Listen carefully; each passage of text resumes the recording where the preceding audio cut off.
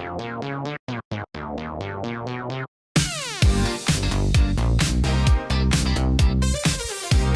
morning. You're listening to The Brief Wake Up, your mindful start to the day. I am Handel, your daily coffee companion, helping you wake up informed, thoughtful, and maybe just a little amused before the day gets old. If you're commuting, corralling kids, or just standing in line for caffeine, you're in the right place. Let's get you caught up. On the health front this morning, let's talk about abdominal obesity, sometimes called central obesity, and why fat around the waist matters more than the number on the scale. Not all body fat behaves the same. Fat stored deep in the abdomen, known as visceral fat, wraps around organs like the liver, pancreas, and intestines. Unlike fat under the skin, visceral fat is metabolically active. It releases inflammatory chemicals and free fatty acids directly into the bloodstream, disrupting blood sugar control, raising blood pressure, worsening cholesterol, and increasing cardiovascular risk. That's why waist size can predict health outcomes better than BMI. Clinically, a waist circumference over 40 inches in men or 35 inches in women signals higher cardiometabolic risk, even in people who don't appear overweight. You can look normal and still carry dangerous levels of visceral fat. Now here's an important myth to clear up. Abdominal obesity is not an inevitable part of normal aging. While metabolism and hormones do change over time, the shift toward belly fat is strongly influenced by controllable factors: physical inactivity, loss of muscle mass, poor sleep, chronic stress, excess refined carbohydrates, and alcohol intake. Aging creates vulnerability. Lifestyle determines the outcome. Stress plays a major role. Chronically elevated cortisol tells the body to store energy centrally, right where it does the most harm. And here's the encouraging part. Visceral fat is highly responsive to intervention.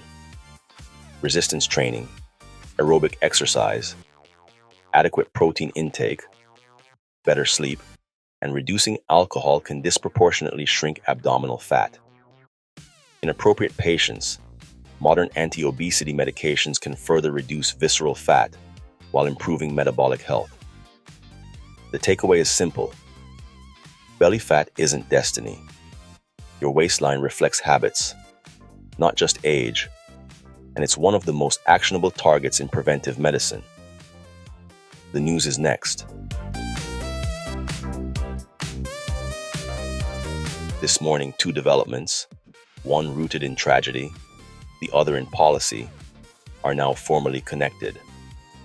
Authorities have confirmed that the shooting at Brown University and the fatal shooting of an MIT professor were carried out by the same individual. Investigators say the suspect, a former Brown University student, opened fire on campus in Providence, killing 2 students and injuring several others. Days later, he allegedly shot and killed an MIT professor at the professor's home in Massachusetts. After a multi-state manhunt involving state and federal agencies, the suspect was found dead from an apparent self-inflicted gunshot wound. Law enforcement officials believe the attacks were targeted, not random. They say the suspect had prior academic and professional connections to both institutions, including a personal link to the MIT professor. While the precise motive has not been publicly disclosed, investigators emphasize there is currently no indication of a broader conspiracy or ongoing threat. Both Brown and MIT have canceled or modified classes and exams, increased campus security, and held vigils as students, faculty, and families process the shock of violence striking spaces meant for learning and discovery. But the impact did not stop at the campus gates. Within hours of the confirmation, President Trump ordered the suspension of the U.S. Diversity Visa Lottery Program, commonly known as the Green Card Lottery. Administration officials confirmed that the suspect had originally entered the United States through this program years earlier. The White House framed the move as a necessary national security pause, allowing time for a comprehensive review of vetting procedures. The diversity visa program issues up to 50,000 green cards each year, primarily to applicants from countries with historically low rates of U.S. immigration. Nearly 20 million people apply annually, with only a fraction selected after background checks and interviews.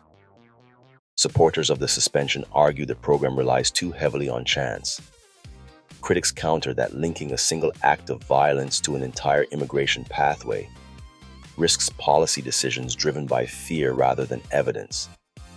This morning, what's clear is that a single act of campus violence has now reshaped conversations far beyond academia, touching immigration, security, and how quickly tragedy can alter systems designed around opportunity. We'll continue to track both the investigation and the policy fallout as more details emerge. The Big Sip is next. This morning's Big Sip is about authoritarianism. Not in politics, but in the workplace. Authoritarian workplaces are easy to recognize. Decisions flow one way. Questions are interpreted as threats. Compliance is rewarded more than competence. And silence is mistaken for alignment. At first, this kind of structure can look efficient. Clear rules, fast decisions, fewer debates. But over time, something subtle and costly happens. People stop thinking out loud. Psychologically, authoritarian environments activate fear-based compliance. Employees shift from problem-solving to self-protection. They ask not, what's the best solution, but what's the safest response? Innovation slows. Errors get hidden and feedback disappears. This happens not because everything is fine, but because honesty feels risky. Control replaces trust. And here's the paradox. Authoritarian leadership often emerges from insecurity, not strength. When leaders feel threatened by change, by talent, by uncertainty, they tighten control. Micromanagement increases. Dissent is reframed as disloyalty. Rules multiply, but clarity does not. The result isn't excellence, it's fragility.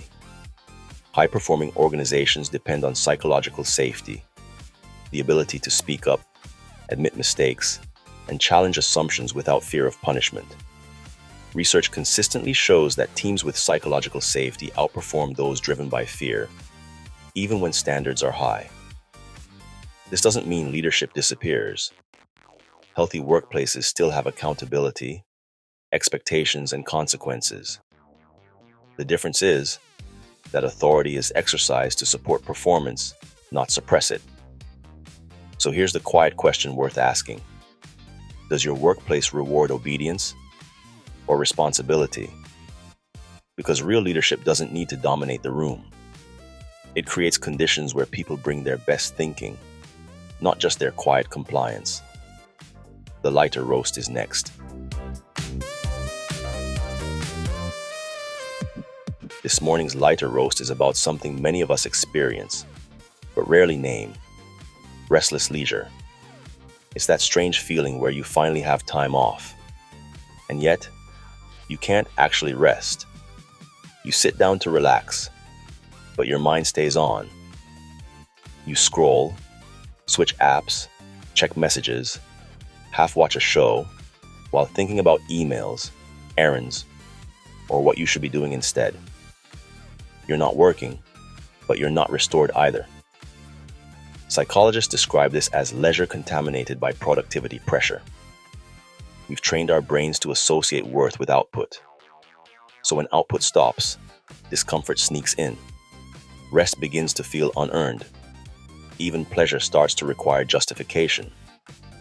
Technology amplifies this.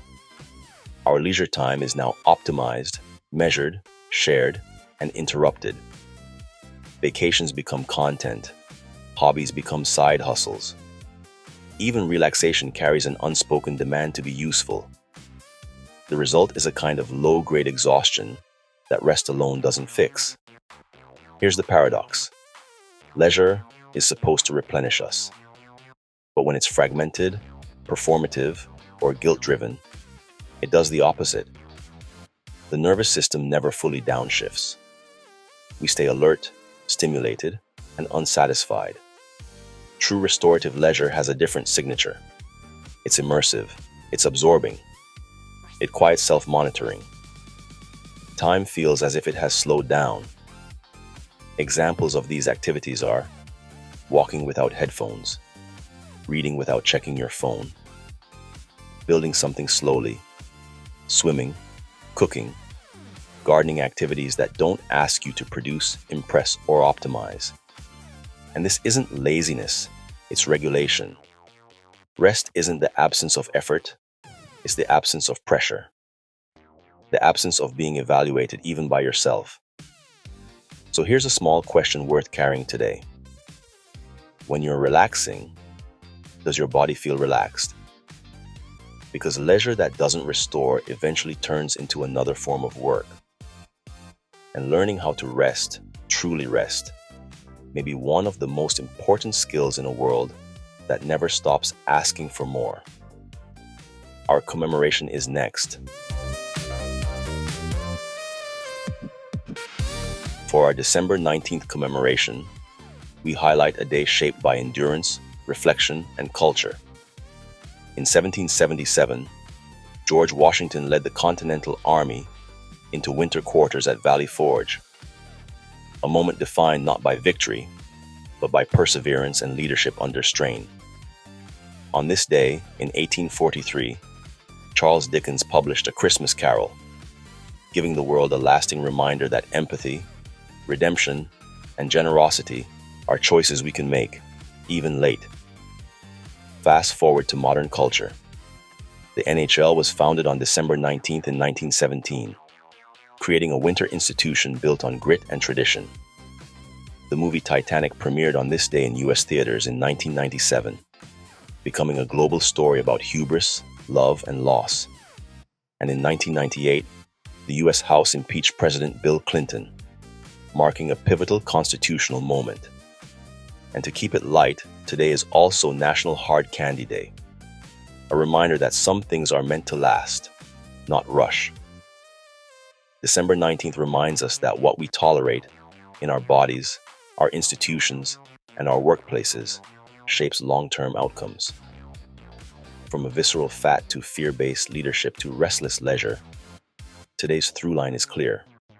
Pressure without reflection leads to fragility, not strength.